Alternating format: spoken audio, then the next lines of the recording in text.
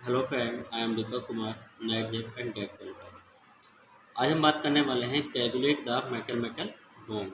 Means यानी कि आपको नेट के एग्जाम में part B and part C में इस टाइप के क्वेश्चन देखने को मिल सकते हैं। मीन्स वो आपको एक कॉम्प्लेक्स कंपाउंड देगा और बोलेगा इस कॉम्प्लेक्स कंपाउंड के अंदर मैथमेटिकल के बीच कितने बॉन्ड का फॉर्मेशन है। तो इस मैथमेटिकल बॉन्ड को कैलकुलेट करने के लिए हमें तीन स्टेप को फॉलो करना होगा। पहले स्टेप में हम बात करते हैं, जो स्टेप ए है उसे बोलते हैं हम TECN के टोटल इलेक्ट्रॉन काउंट। इसमें क्या होता है, हमारे पास क्या है, number of valence of metal, यानी कि जो भी कॉम्प्लेक्स कंपाउंड में मेटल है उसके पास कितने वैलेंस इलेक्ट्रॉन है, plus electron given by ligand, यानी कॉम्प्लेक्स कंपाउंड का जो लाइगेंड है वो मेटल को कितने इलेक्ट्रॉन डोनेट करता है। साथ ही साथ उस पर अगर कोई पॉजिटिव या नेगेटिव चार्ज वजह से तो हमें उसको भी ऐड या माइनस करना होगा। अगर उस पर पॉजिटिव चार्ज है तो उतने ही जो उस पर पॉजिटिव चार्ज होंगे उतने ही हमें इलेक्ट्रॉन माइनस करने होंगे। अगर उस पर नेगेटिव चार्ज है तो उतने इलेक्ट्रॉन हमें उस पर प्लस करने होते हैं। तो ये है हमारा स्टेप ए, जिसमें बोलते हैं हम टैगन के टोटल इलेक्ट्रॉन काउंट। इसमें क्या होते हैं, number of valence electron of metal plus electron given by ligand, या बोल सकते हैं plus minus charge. Step b पे हम बात करते हैं n मल्टीप्लाई 80 माइनस टैग, यानी कि n क्या होगा, नंबर ऑफ मेटल, यानी कि उस कॉम्प्लेक्स कंपाउंड के अंदर जो भी मेटल प्रेजेंस होंगे, यानी कि 2 3 या 4, ये क्या होगा उसका नंबर, यानी कि नंबर ऑफ मेटल। स्टेप सी में अगर हम बात करते हैं तो जो वैल्यू बी की आएगी उसे हमें 2 से डिवाइड करना है। वो 2 से डिवाइड करने के बाद जो वैल्यू हमें मिलेगी उसको बोलेंगे हम total number of metal metal bond, यानी कि यहाँ पे स्टेप सी के अंदर जब हम बी की वैल्यू को 2 से डिवाइड करेंगे तो जो नंबर हमें मिलेगा तो उसका मतलब क्या होगा कि मेटल मेटल के बीच उतने बॉन्ड प्रेजेंस है। अगर वहाँ पे 1 वैल्यू आएगी तो हम बोल सकते हैं कि मेटल मेटल के बीच 1 बॉन्ड प्रेजेंस है। अगर 2 वैल्यू आएगी तो हम बोल सकते हैं कि मेटल मेटल के बीच 2 बॉन्ड प्रेजेंस है।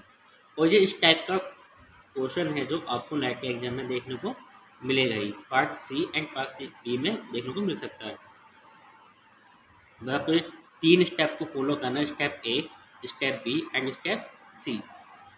अब बात करते हैं हम अगले कुछ इंपॉर्टेंट पॉइंट है जो इस क्वेश्चन से रिलेटेड है। अगर हम बात करें कि हम सबसे पहले कहते हैं कि जो नंबर ऑफ मेटल होते हैं, किसके नंबर ऑफ वैलेंस होते हैं मेटल के, तो उन कॉम्प्लेक्स कंपाउंड में ज़्यादा जो हमें मेटल मिलेगा वो 3D ब्लॉक, जो डी ब्लॉक एलिमेंट होते हैं उनके मेटल हमें दिए जाते हैं। तो सबसे पहले हमें क्या है, उन सभी मेटल के जो वैलेंस है उनके मेटल कितने होते हैं, सभी मेटल के, वो सभी मेटल के वैलेंस कितने होते हैं ये हमें पता होना चाहिए। यहाँ पे 3D के एलिमेंट ये है, 4D के एलिमेंट ये वाले हैं एंड 5D के ये वाले एलिमेंट है। और जो इनकी वैलेंसी है यहाँ पे मैंने इन सब की वैलेंसी को रिप्रेजेंट किया हुआ है, यानी कि यहाँ पे 3 4 5 6 7 8 9 10 11 12।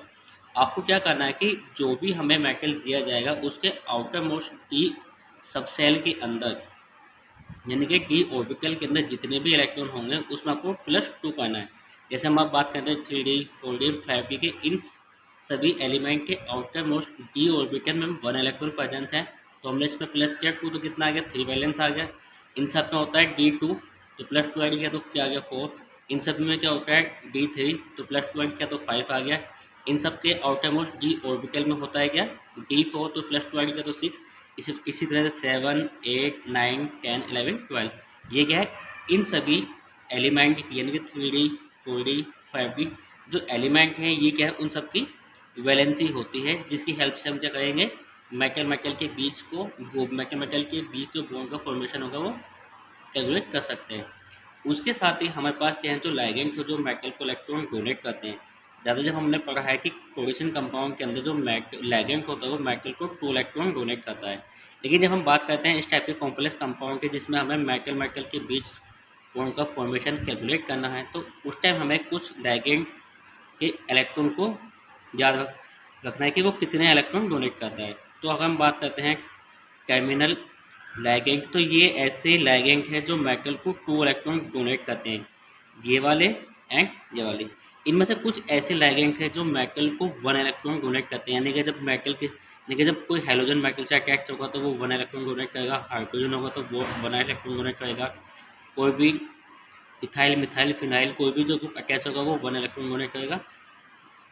ऐसे अगर हम बात करते हैं कि कीटोन ग्रुप अगर मेटल से अटैच है तो वो 1 इलेक्ट्रॉन डोनेट करेगा। तो इसी टाइप से ये वो लिगेंड हैं जो मेटल को 1 इलेक्ट्रॉन डोनेट करते हैं।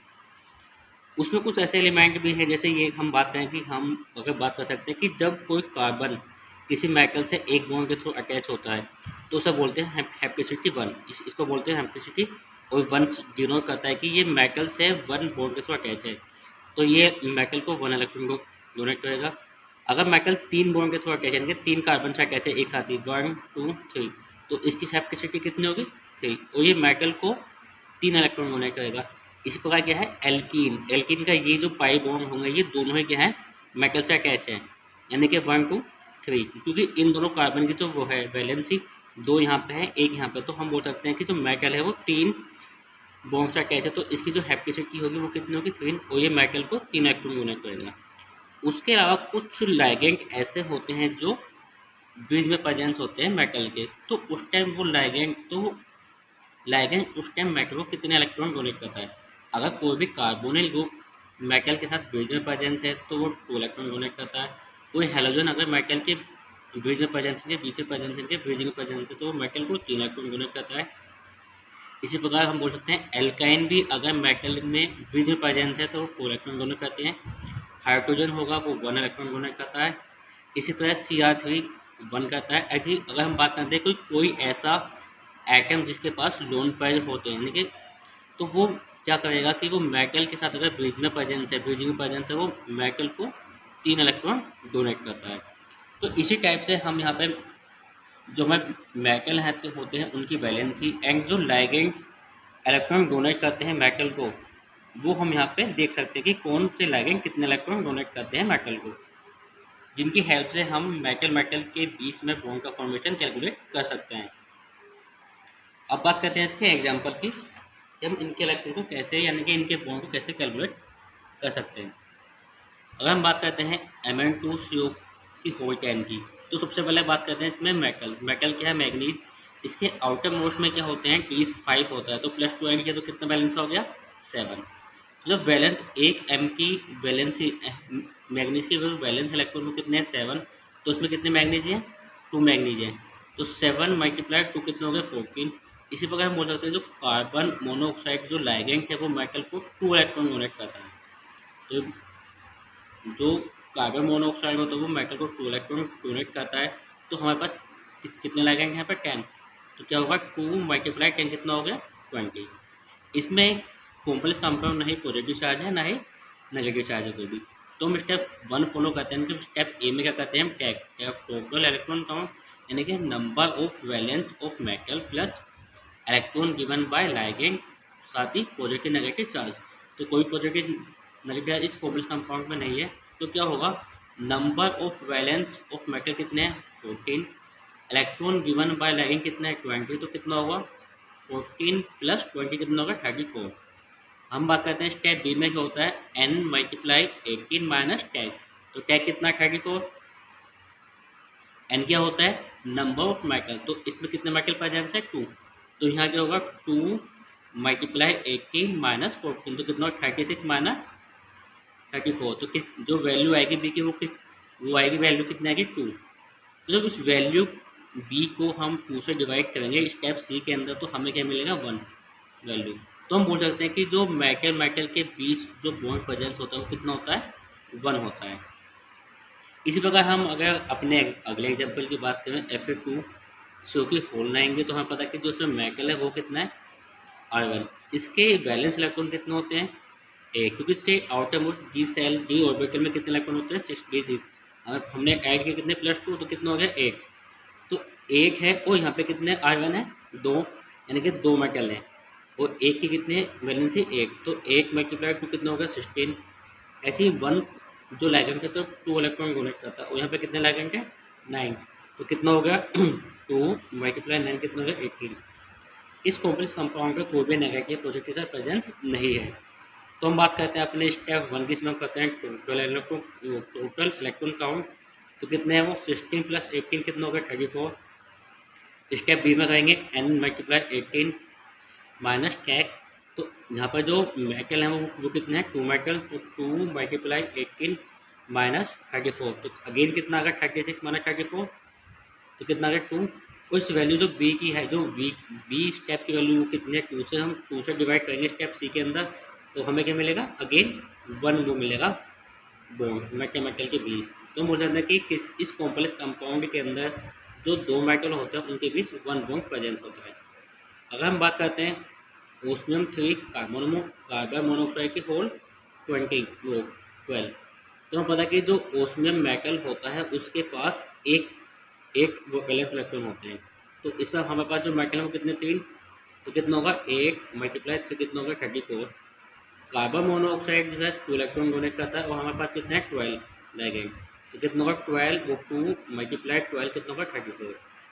इसमें कोई भी पॉजिटिव या नेगेटिव चार्ज प्रेजेंस नहीं है। तो स्टेप ए में हम क्या करते हैं, टोटल इलेक्ट्रॉन काउंट, तो कितना होगा 34 प्लस 34 कितना हो गया 48। स्टेप बी में क्या करते हैं हम, एन मल्टीप्लाई 18, वो एन मल्टीप्लाई 18 माइनस 10, तो यहाँ पर जो लिगेंड है वो लिगेंड कितने हैं 3, तो 3 मल्टीप्लाई 18 माइनस 48, तो कितना आएगा 54 माइनस 48, तो कितना आ गया 6। जब वैल्यू वो बी की वैल्यू 6 आ गई तो इसे हमें स्टेप सी में क्या करना होता है 2 से डिवाइड, तो 6/2 कितना हो गया 3।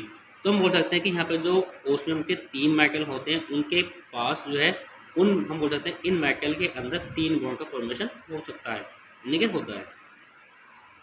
इसी टाइप से अगर हम अपने अगले एग्जाम्पल की बात करते हैं कि उस कॉम्प्लेक्स कंपाउंड में कितने मेटल बॉन्ड का फॉर्मेशन होता है, तो हम बात करते हैं ये है म्यू का जो रिप्रेजेंट करता है वो करता है ब्रिज को, कि इसमें जो हाइड्रोजन है वो क्या प्रेजेंस है, ब्रिज में प्रेजेंस है, यानी कि वो इस टाइप से क्या है मेटल के साथ ब्रिज में प्रेजेंस है। और हमें पता है कि जब हाइड्रोजन इस टाइप से ब्रिज में प्रेजेंस होता है तो वो एक इलेक्ट्रॉन डोनेट करता है।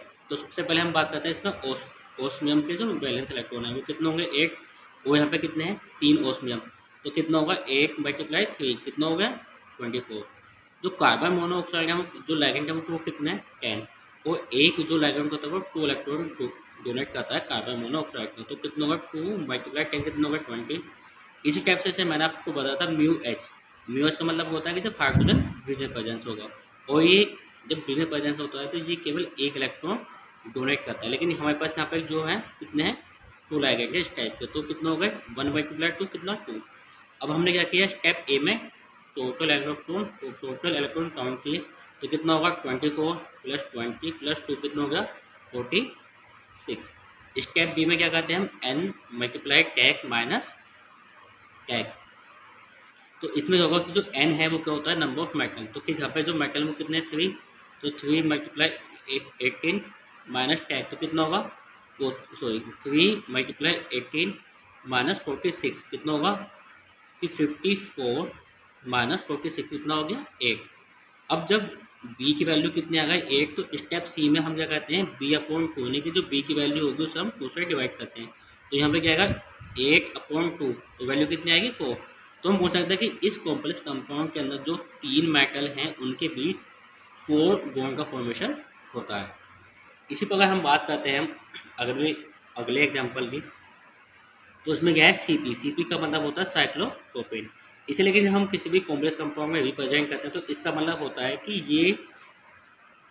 इस कॉम्प्लेक्स कंपाउंड के अंदर जो मेटल है वो साइक्लोप्रोपेन से कुछ इस टाइप से अटैच होगा, और इसकी जो हैप्टिसिटी होती है वो कितनी होती है 5। हैप्टिसिटी का मतलब होता है कि कोई भी मेटल एक साथ कितने कार्बन से अटैच है, तो ये कितने से अटैच है 1 2 3 4 5, तो हम बोल सकते हैं कि जो हैप्टिसिटी होगी वो कितनी होगी 5, और ये जो है 5 इलेक्ट्रॉन डोनेट करता है। अगर हम बात करते हैं इसमें क्या है W के हमारे पास मेटल है वेनेडियम वो टंगस्टन, तो जो W के जो वैलेंस इलेक्ट्रॉन होते हैं वो कितने होते हैं 6 होते हैं, लेकिन हमें पता है कि यहाँ पे क्या है इस कॉम्प्लेक्स कंपाउंड की होल 2, तो इसके अंदर जो W वाले मेटल हैं वो कितने हैं 2, तो यहाँ पे कितना होगा 6 मल्टीप्लाई 2 कितना होता है 12। इसके अंदर जो कार्बन मोनोऑक्साइड है वो 2 इलेक्ट्रॉन डोनेट करता है, लेकिन इसमें कितने वो है कार्बन मोनोऑक्साइड के लिए वो कितने 4, क्योंकि 2 यहाँ पे और 2 यहाँ पे, क्योंकि ये जो कॉम्प्लेक्स कंपाउंड वो कितने हैं 2, तो एक के अंदर कितने हैं 2, तो 2 के अंदर कितने होंगे 4, तो यहाँ पे क्या मल्टीप्लाई होगी 2 मल्टीप्लाई 4, तो जो टोटल आएगा वो कितना आएगा 8। उसके बाद जो Cp है साइक्लोप्रोपेन जो मेटल से 5 हेप्टेचिल के थ्रू अटैच होता है वो 5 इलेक्ट्रॉन डोनेट करता है।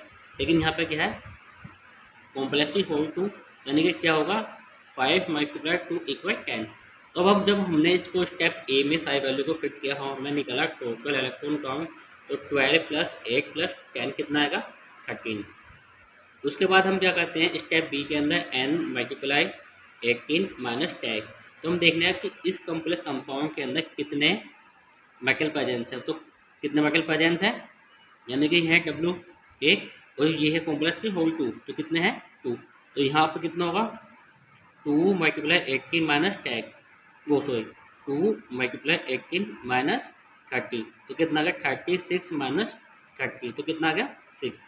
अब जब वैल्यू बी को हम स्टेप सी के अंदर 2 से डिवाइड करेंगे तो हमारे पास जो वैल्यू आएगी वो कितने की 3। तो हम बोल सकते हैं कि इस कॉम्प्लेक्स कंपाउंड के अंदर जो मेटल मेटल प्रेजेंस है उनके बीच में क्या है 3 बॉन्ड का फॉर्मेशन होता है। इस टाइप से अगर हम बात करते हैं अपने अगले एग्जाम्पल की इसी टाइप से अगर हम बात करते हैं अपने अगले एग्जाम्पल तो म्यू कार्बन मोनोऑक्साइड। तो इसका मतलब है कि जो कार्बन मोनोऑक्साइड है वो क्या है ब्रिजिंग प्रेजेंस है। ऐसी सेम क्या है यहाँ पे Cp यानी कि वो भी क्या है ब्रिजिंग प्रेजेंस है। हम बात करते हैं पहले जो RH का जो हमारे पास मेटल है वो उसकी वैलेंसी कितनी होती है।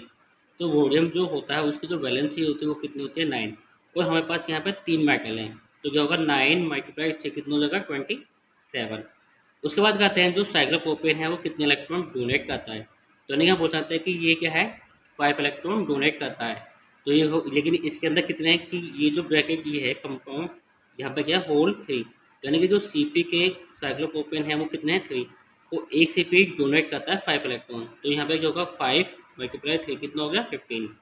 उसके अलावा क्या है कि कार्बन मोनोऑक्साइड जो है वो 2 इलेक्ट्रॉन डोनेट करता है। तो यहाँ पे कितना हो गया इस कार्बन मोनोऑक्साइड जो कार्बन मोनोऑक्साइड लगेंगे उसके कितने इलेक्ट्रॉन होगा 2। उसके बाद जो म्यू के अंदर प्रेजेंस है वो भी 2 इलेक्ट्रॉन डोनेट करता है लेकिन यहाँ पे कितने हैं 4 2 तो कितना होगा 2 मल्टीप्लाई 2 कितना हो गया 4।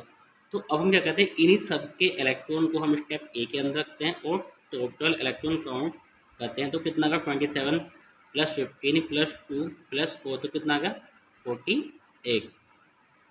अब हम कहेंगे step b follow. Step b में क्या करते हैं n मल्टीप्लाई 18 माइनस 10। तो n का होता है नंबर ऑफ मेटल। तो यहाँ पे कितने मेटल प्रेजेंस है क्योंकि यहाँ पे क्या है होल 3 तो यहाँ से हम बोल सकते हैं कि रोडियम के कितने एलिमेंट हैं 3। तो यहाँ पे होगा 3 मल्टीप्लाई 18 माइनस 48 तो कितना होगा 54 माइनस 48 तो कितना आ गया 6। तो जो स्टेप बी की वैल्यू थी वो कितनी आ गई 6 आ गई। अब स्टेप सी के अंदर हम क्या करते हैं b/2 हमें रखा 6/2 इक्वल कितना आ गया 3। तो हम बताते हैं कि इस कॉम्प्लेक्स कंपाउंड के अंदर जो मेटल मेटल हैं उनके बीच 3 बॉन्ड का फॉर्मेशन होता है। तो इसी टाइप से हम किसी भी कॉम्प्लेक्स कंपाउंड के अंदर मेटल मेटल बॉन्ड को कैलकुलेट कर सकते हैं। अगर आपको ये वीडियो अच्छी लगी तो इसे शेयर कीजिए लाइक कीजिए। Thank you so much.